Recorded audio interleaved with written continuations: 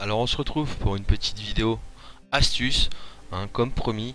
On va essayer de déterminer les zones de pêche où est susceptible de se trouver le poisson. Donc on va se servir de techniques qu'on utilise IRL pour parvenir à ça.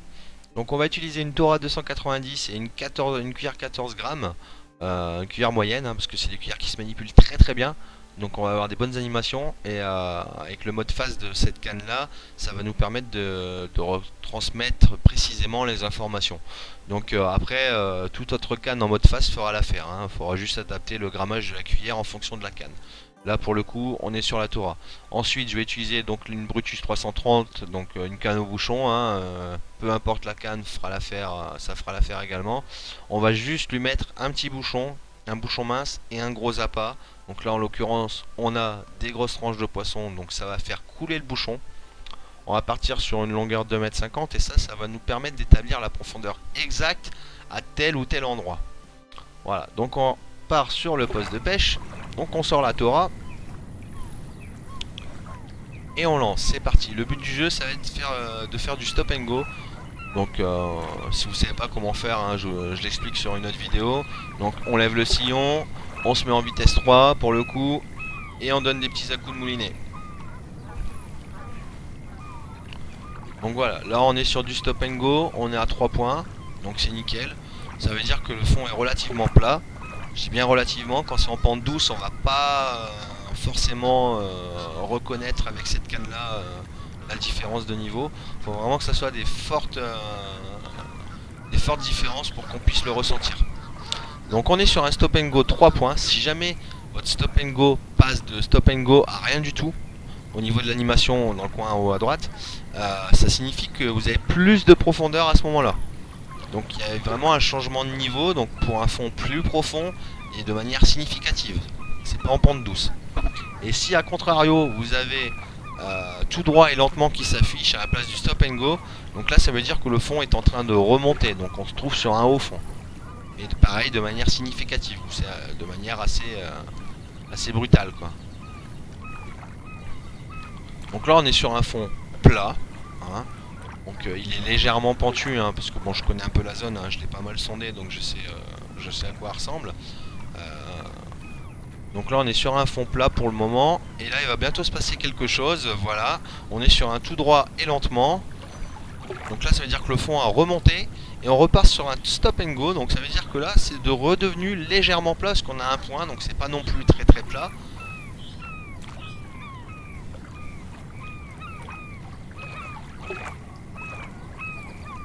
Et on fait un poisson juste au bord.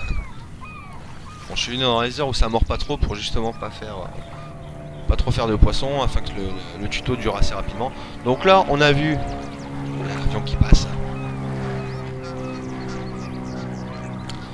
Donc on a vu à 18 mètres, là, dans cette zone là, où le fond remontait de manière significative.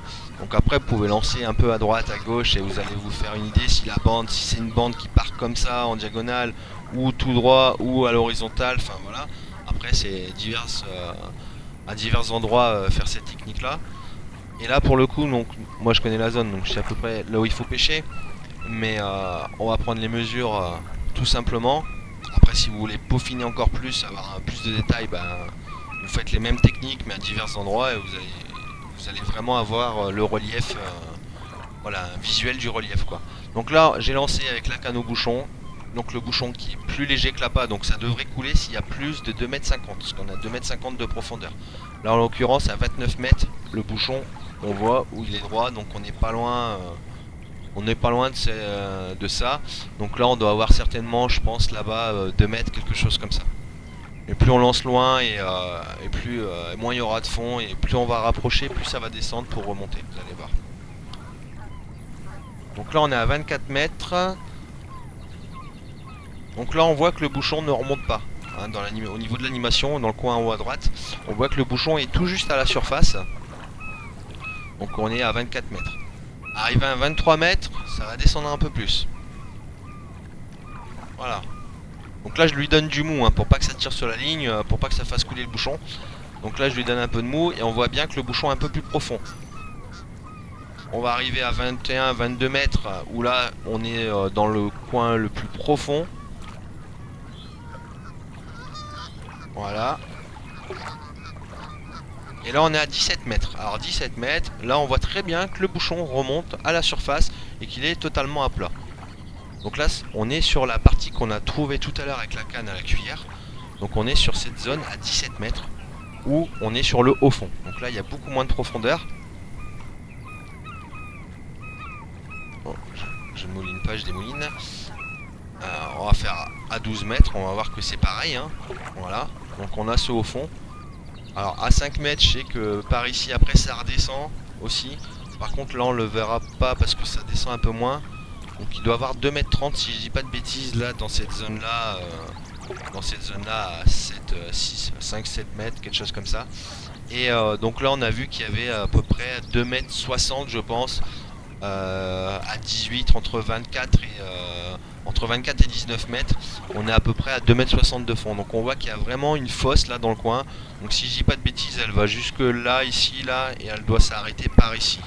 Voilà, toute cette zone là, en fait vous avez une zone qui fait entre 19 mètres et entre 19 et 24 mètres qui fait à peu près 2,60 m, 2,50 m de fond.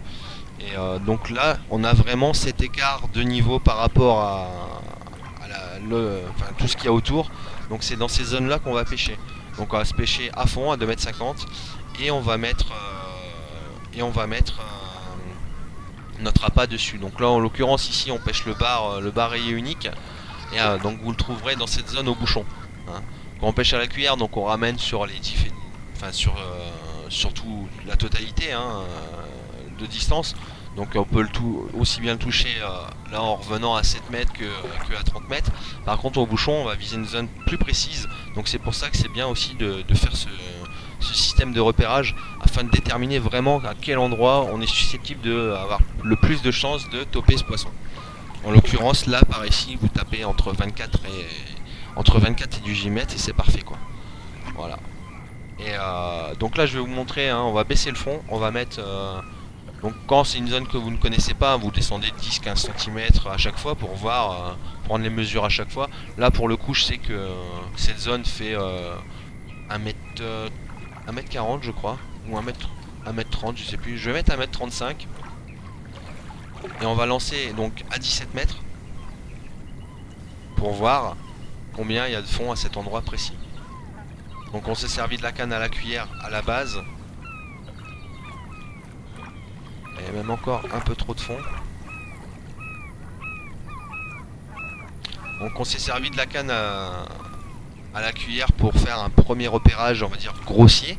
Et après on va peaufiner donc avec la canne au bouchon pour voir le réel changement de fond.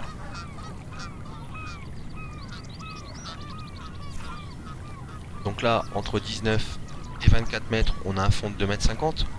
Donc là on est à 20 mètres donc ça coule. On va revenir à 17 mètres, voilà, on y est.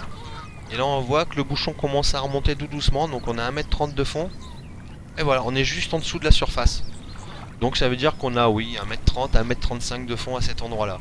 Donc sur l'espace de même pas 2 mètres, hein, on va dire 1 mètre, on passe à plus d'1 mètre d'écart de différence de profondeur.